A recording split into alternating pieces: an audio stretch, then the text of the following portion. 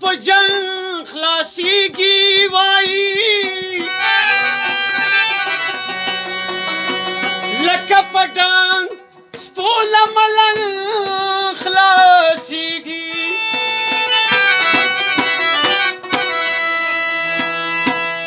یا مشر مزکه سوله نه خوښوي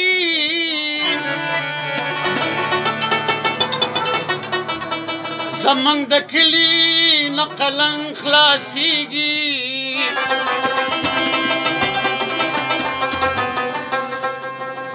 کایا شي ته داسې وده ورکړو ټول پښتانه د نامولنګ خلاصیږي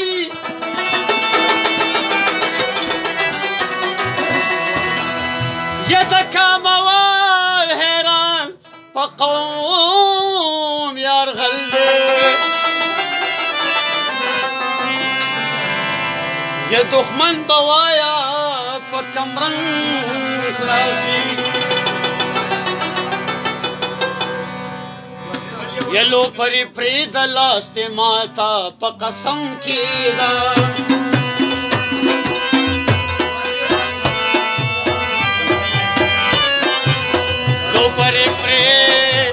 لو پرې پرېږده لاس دې ماته په قسم کېږده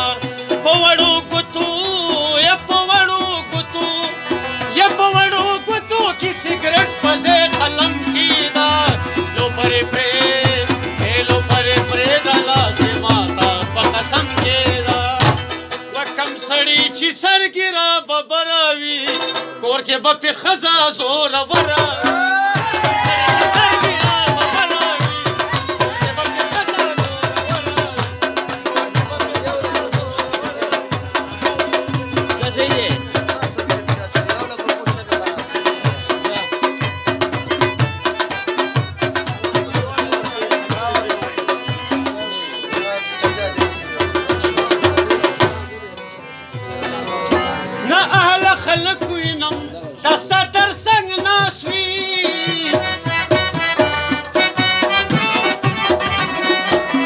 لکه زیارت نه شاوخوا یو ملنګ ناست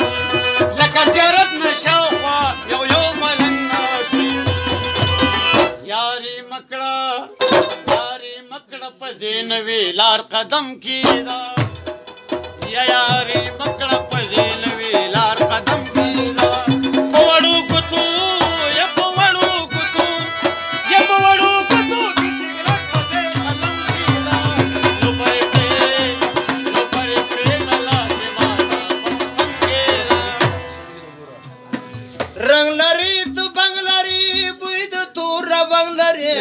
مساته پروا د چا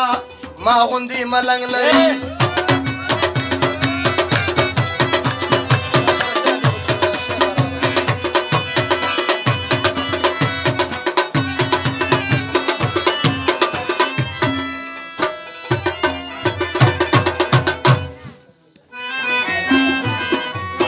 وړوکې نه یې ګرانه سته پیدا یخي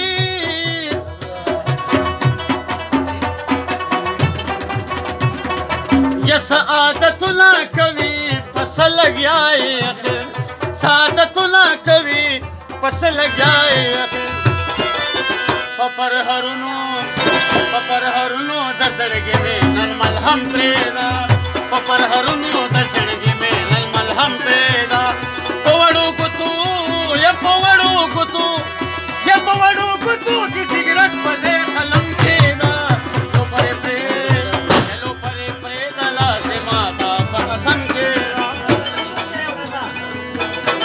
روژه چې په هزان ماتېږي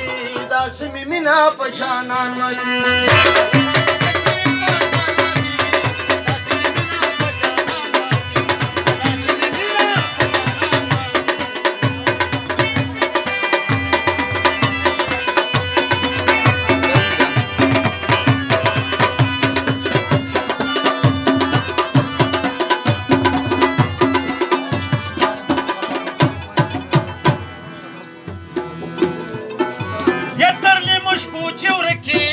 خلک شکونه کوي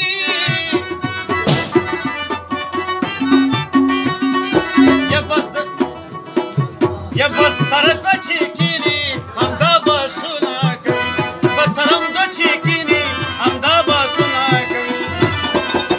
نور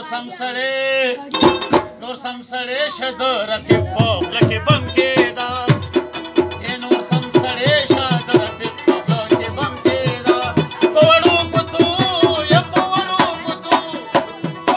ګوتو کې سګرټ په ځای قلم کېده لوبرې پرې د لاسې ماته په قسم کېده